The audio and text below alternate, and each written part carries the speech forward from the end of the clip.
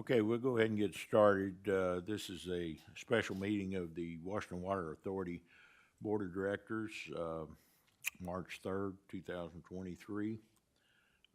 Purpose of this meeting is to review SOQs received for professional services. We'll begin by roll call of the board members. I'm Mick Wagner. Please press your button and acknowledge when I call your name. Bo Speed? Here. Press your button. Here. Okay. Here. Okay, that's better. Larry DeLozer. Here. David Bollinger. Here. Doug Chambers. Here. Nathan Prince. Here. And Mr. Carter had informed me that he was out of town, so he won't be here today, but we have 6 to 7, so we have a quorum to proceed. Okay, first item is discussion of attorneys' SOQs. Any individuals in the audience that represent a law firm that has sent in an SOQ, please approach the bench up here, state your name, rank, and serial number, and tell us about your firm.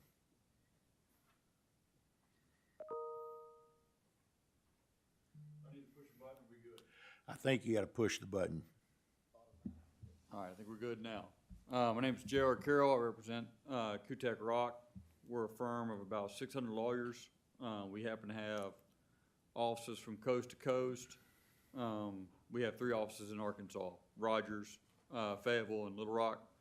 You know, the way I look at WWA is you gentlemen are, you know, basically you have a drag car and a F-150 before they put all the electronics in it, which is, simply put, you're going to have some complicated water issues and federal regulation issues every time the government decides they want to change things. Also, for the most part, you're going to have some fairly mundane issues. Speak a little closer to the mic, please. You don't want the mechanic across the street working on your high-end race car. You also don't want to pay a high-end mechanic to work on all the simple to-do things on your F-150. And what we can do is this. We have an arsenal of lawyers that basically know all the regulations that y'all are going to need to know, so that if you go hire another law firm in Arkansas, you're going to spend a lot of money paying them to learn up on stuff that our lawyers do every day. With that said, you don't want that lawyer in D.C. that knows all the regulations that go along with what you all need showing up at your board meeting. That doesn't make any sense, time, or function. Not only that, you know, what we can do is, quite honestly, my firm can provide, when you need a simple task, we can have that simple task done by an attorney at a much lower rate than an attorney if you just hired a simple, you know, 5 or 6 person shop. Their rate's pretty much going to be the same across the board. And not only that, they're not going to be able to provide you the unique services when the time comes. Because, quite honestly, what you all are going to be looking for is really 3 things. One, you know, day-to-day help whenever you have board meetings, small issues that come up. That's fairly easy. Number 2 is, if you get crossways with any big outfit, quite honestly, they're going to, you know, part of this game of litigation is they're going to want to know who your counsel is. And if you've hired the only national counsel in Arkansas, a lot of times that will resolve itself before the fight even starts. And then lastly, as I talked about, you're going to have some highly niche-centric regulation work that really nobody in Arkansas does. And quite honestly, there's nobody in my firm in Arkansas that does it. We have almost 70 lawyers, and I can promise you that 1 or 2 have touched on it, worked on it. You know, I've worked for Beaver Water District. I've worked for and with Podo Valley Authority in Oklahoma. But it's one thing to work on matters. It's another thing to work on it every single day. And so that's basically my spiel if you want to ask me any questions. Mr. Carroll, you mentioned that you would deal with complicated matters or simple matters. Something like an easement would be relatively, anybody could do that. That's it. But if it come to litigation dealing with 1926B of the federal statutes or somebody like that, you'd need one a little more trained, and you've got people that can handle both areas as an example. That's it. I mean, we are basically a toolbox. You know, you don't want a high-powered tool running at X amount of dollars an hour if all you're trying to do is change a light bulb. And we have the ability to manage the fees based on the need. It's not just a one-stop shop. With that said, would there be a conduit point of contact, and let's say for an example, whoever y'all designate that would then deflect, if we needed an easement drafted, they would put us Yes. to one place and So, more complicated matters elsewhere? yeah, so what would happen would be this. I would be the point of contact for anything and everything that you need. I would probably have an associate that would come to your meetings, handle your day-to-day stuff, at a lot lower rate. But, the way that it works, with all my major clients is it's a one-stop shop. You know, you don't have to find a lawyer to figure out your issue. You literally, all you have to do is pick up the phone and call me or send me an email, and it's my job, to figure it out from there. Thank you. Any of you gentlemen have further questions for Mr. Carroll?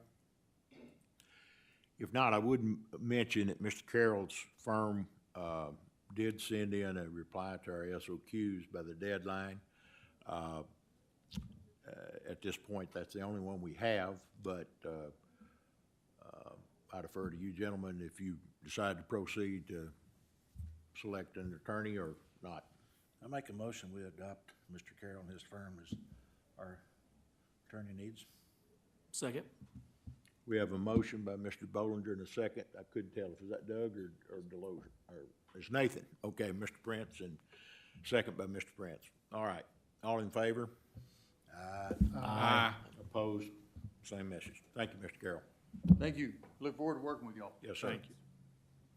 Okay, the next SOQ to discuss, and I apologize for the heading because that meant to say discussion for all SOQs, but item B is engineers. And I see somebody has moved up to the podium, so I'm going to assume he's an engineer. Well, hopefully I didn't cut anybody off. But name, rank, and serial number, sir. Yeah, thanks for your time today. I'm Chris Button. I'm a senior project manager at Garver. Probably most importantly, I'm a Washington Water Authority customer. So that, Oh, really? I got a little bit of vested interest in the fight, so to speak. But Garver's been around for over 100 years. We're headquartered in North Little Rock. We've got over 1,000 employees. We've got a couple thousand, or about 200 employees here in Northwest Arkansas. Between our Fayetteville and Rogers office, I've been with Garver for about 25 years, currently managing about two to 300 million in wastewater and water projects throughout Northwest Arkansas. Do the bulk of the work for Fayetteville, Rogers, Springdale, Silent Springs, Lowell, pretty much everybody in Northwest Arkansas. We've not ever had the privilege to serve Washington Water Authority in my career.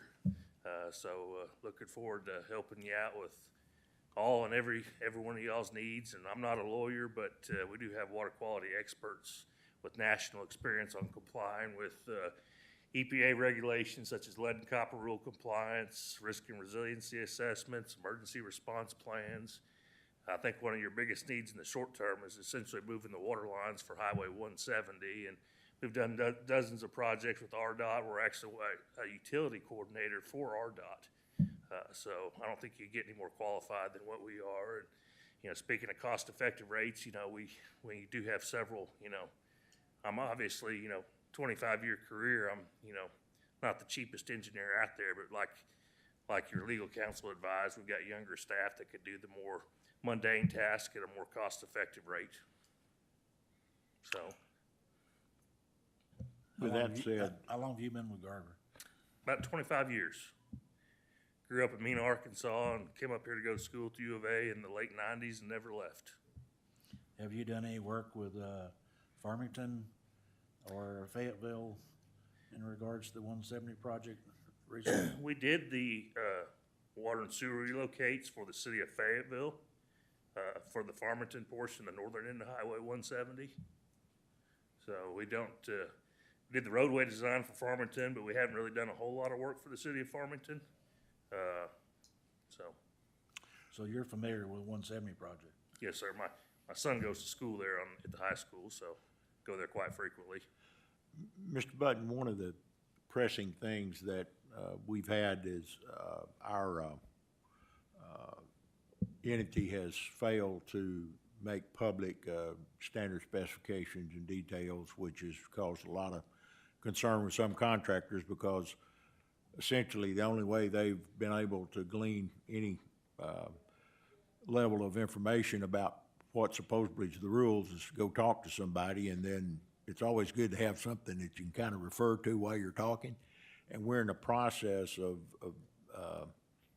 I guess, plagiarizing some of the local facilities, which every other water system that I'm aware of has it published on the web what their standard specifications are. Have you ever produced or refined or reviewed a document as such? For several utilities, we would help the cities draft and adopt standard specifications and details. Most recently, we've helped the city of Bentonville, Arkansas, update their standard water and sewer specifications.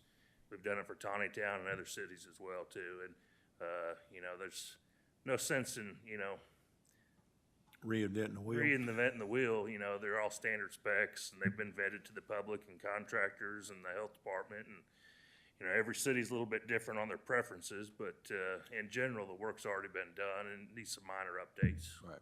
to tailor toward y'all's needs and preferences. Yeah. Well, I noticed in one of the drafts of the documents we had, it referred to a development. And only problem with that, there was no definition section in it. And they said, well, it come from Fayetteville. And I said, well, if you read Fayetteville's fine print, it says this was taken from the city ordinances. So we don't have ordinances. So consequently, we need to do a little bit better job than our first draft. But I just want to be sure you had had experience in that, because that's a pressing need for us initially.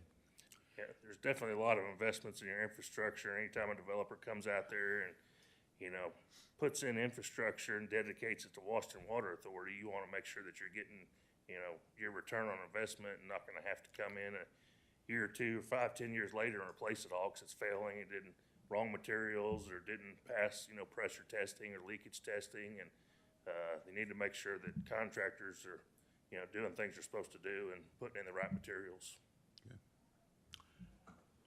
Anybody else have some questions? I don't want to dominate it, but I'm going to ask one more.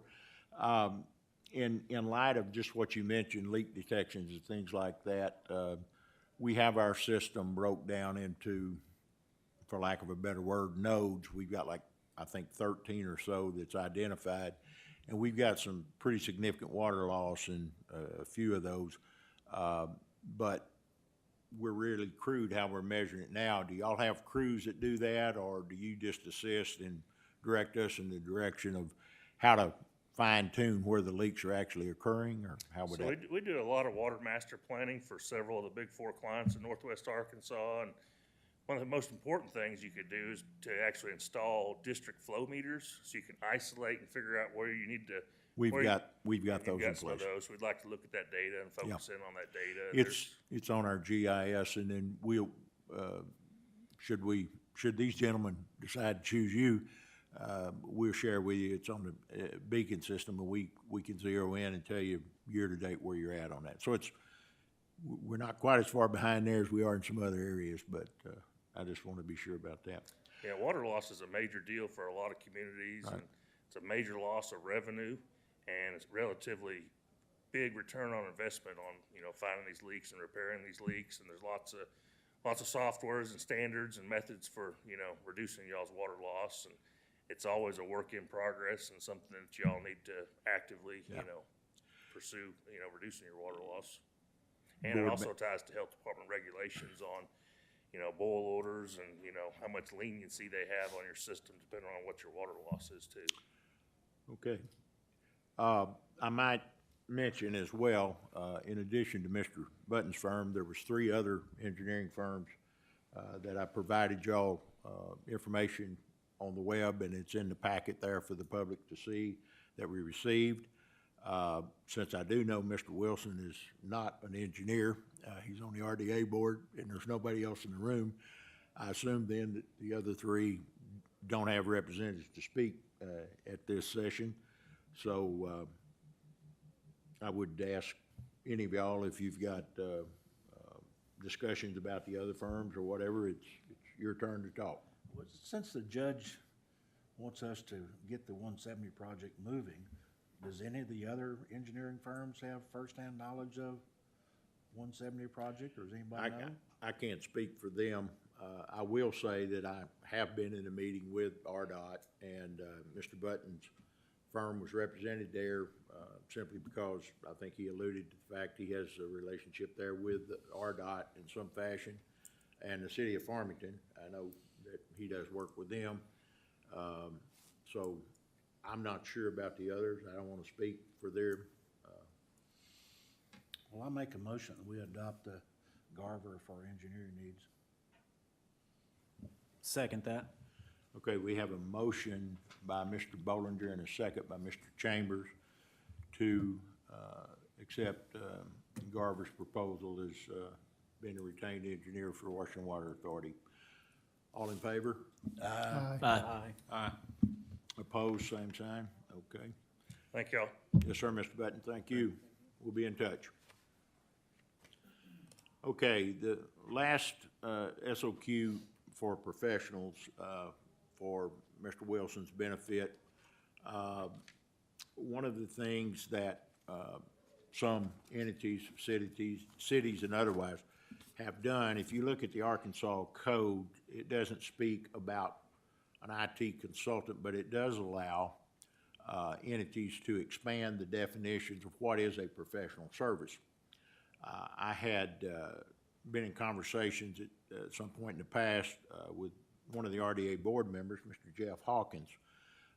Mr. Hawkins is retiring from the position of being the director of the Northwest Arkansas Planning Commission, and has a wealth of knowledge in dealing with publications for SOQs and so on and so forth. And he suggested that because the term IT, information technologies, is pretty broad, and so we wanted to define that as a professional service, and y'all did by actions in the last meeting expand the definition that we use as professional. Therefore, is why we have IT consultant as one of the professionals that we have to choose. I would remind everybody that one of the things about SOQs, we don't discuss rates and prices and who's the cheapest and whatever for very good reasons. I can be an IT consultant myself, but you're probably not going to be liking the results, but I work real cheap. And I'm not in any way offering myself up for an IT consultant position. But there was, I think, 3 or 4 in the packet that was sent out, and it's on the web. And I hope y'all all looked over those and would welcome any comments or thoughts that y'all had about those at this time. Are we currently using anybody now? Yes. One thing that might have been a bit confusing, and I apologize, is there was a firm called ONIT, O-N-I-T, that was out of Siloam Springs that had currently been engaged by WWA to do their IT work. Not quite a year ago, as I understand, they were acquired by a national firm called Whipley. And I put what ONIT's scope of services were in the packet, and there was a price in there, but I just wanted to inform all of y'all that please disregard that, because the Whipley, W-I-P-F-L-I, I think is the way it is, manager called me and he said, you know, our prices are essentially going to double, and even offered up to say, we'll be glad to help somebody if y'all decide to go another way. So they've offered that, and if y'all want to stay with Whipley, we could. I would mention this, though, having had a little over a month's dealings with them, their response time on things hasn't been exactly stellar, and with that, I'll defer to your decisions on what's in your packets if you've got any suggestions or nominations to make. I'd have put in motion that Haven Company after looking at the stuff in the folder. So, Okay, we have a motion for Haven Technologies. Second. We have a motion by Mr. Bo Speed and a second by Mr. Prince to accept the proposal of Haven Managed Services to be the IT consultant for Washington Water Authority. All in favor? Aye. All opposed? Thank you, gentlemen. It was unanimous. Okay, that's got the SOQs out of the way. As with any meeting, I'll open it up for board comments.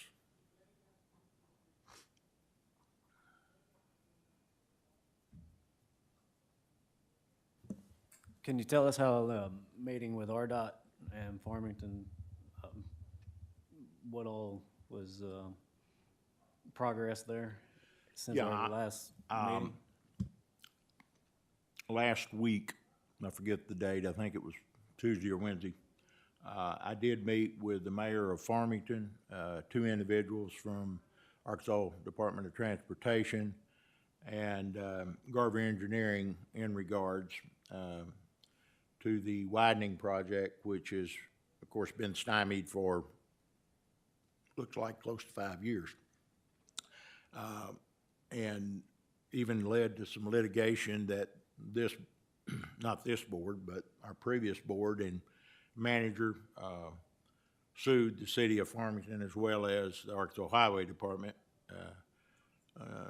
Unfortunate, it was a dry hole, and that they spent something approaching $75,000 in attorneys and about that same amount of money and in engineering, and that'll be talked at a later meeting, but anyway, got nowhere. But we reached a tentative agreement in principle that the way we would proceed going forward is that WWA certainly wanted to help in any fashion to get this project fast-tracked because it had been delayed so long and cost overrun simply because inflation, probably the material cost alone has doubled in that period of time. And so what was agreed upon is that for us to move a water line, we first have to have an engineered set of plans to move the water line as approved by the Arkansas Health Department. And so with that, now that we have an engineer, as I stated in that meeting, that we were kind of waiting on today's actions before we could direct an engineer to do that. But now that we have one, we will be post haste in proceeding and getting a contract together for that for the board to approve. And then, of course, have to have bids because this is a reimbursable project, 95%. And I'm not sure if it's coming from federal, state, or a combination of such funds, but we have to provide them with estimated costs and the engineered plans and everything, which the engineering will be reimbursable if I understand it correctly. So we need to get that going PDQ.